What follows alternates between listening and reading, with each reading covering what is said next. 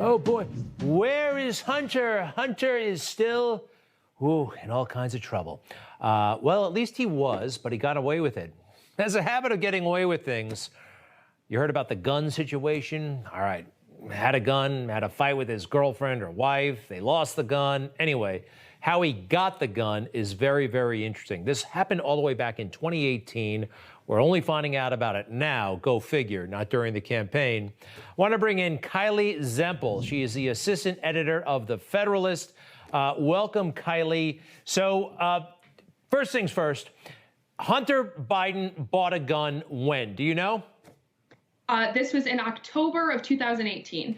October of 2018. And you guys found the form. We have the form. You provided it to us. We appreciate that. What's the problem with this form?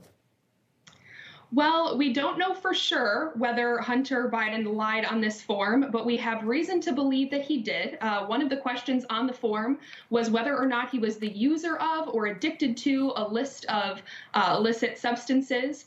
And of course, we know that Hunter Biden has a very shady track record with drugs.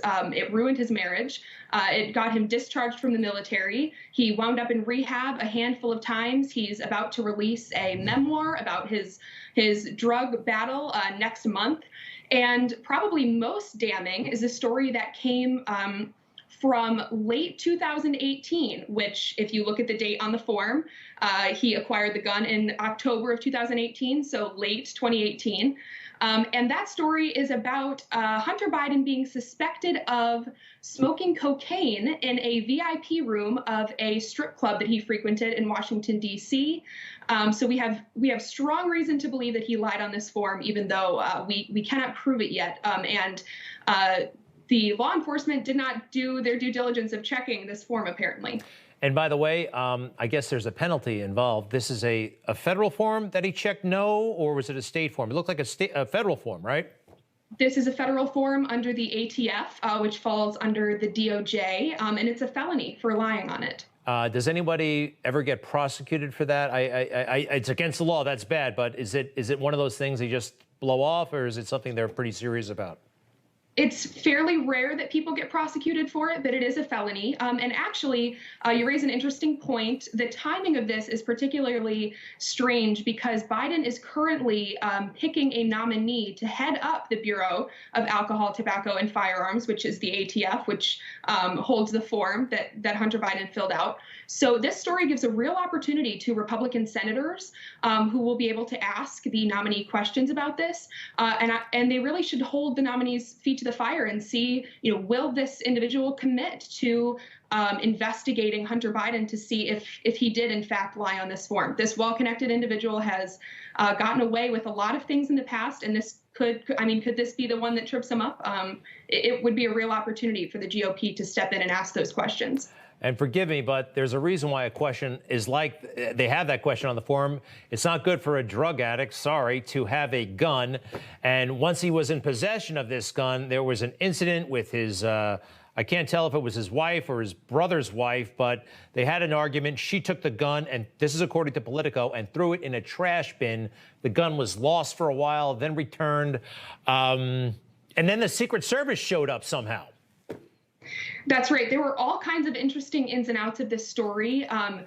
How the incident even happened is pretty crazy. The fact that Hunter Biden's girlfriend, who is the wife of his late brother, that she thought it was a good idea to dump the gun into a trash can behind a grocery store, which incidentally was also across the street from a high school, which meant that, that heightened concerns, of course, because the gun could have been used to commit a crime at the high school. Also, it appears that Hunter Biden racially profiled some of the employees of the grocery store. There were 2 Mexican workers he saw that he referred to as, quote, probably illegal, unquote.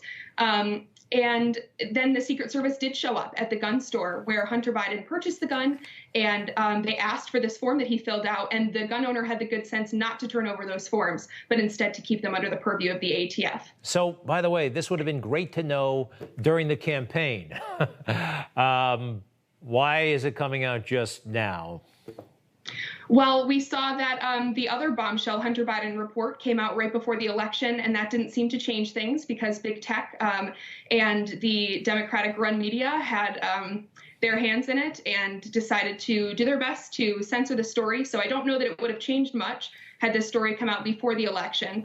But the timing is interesting for another reason, and that's that President Joe Biden and Kamala Harris have been talking at length about enacting sweeping gun control legislation, or at least pushing Congress to do it.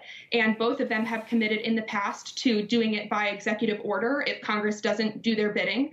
But it's interesting to note that, none of the measures that they are proposing would have done anything in the way of stopping a reckless person like Hunter Biden from doing something reckless, like misplacing his gun and having it end up in a dumpster across from a school.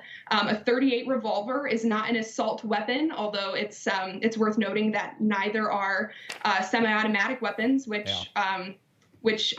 Joe Biden is doing his best to get banned. But you cannot stop reckless people from doing reckless things like losing track of their revolver or lying on a background check form. Kylee Zempel, great work at the Federalist, and thank you for the Federalist. It really is great and provides such a service. Thank you very much. Hunter, not surprised. Unfortunately, not surprised. We'll be right back.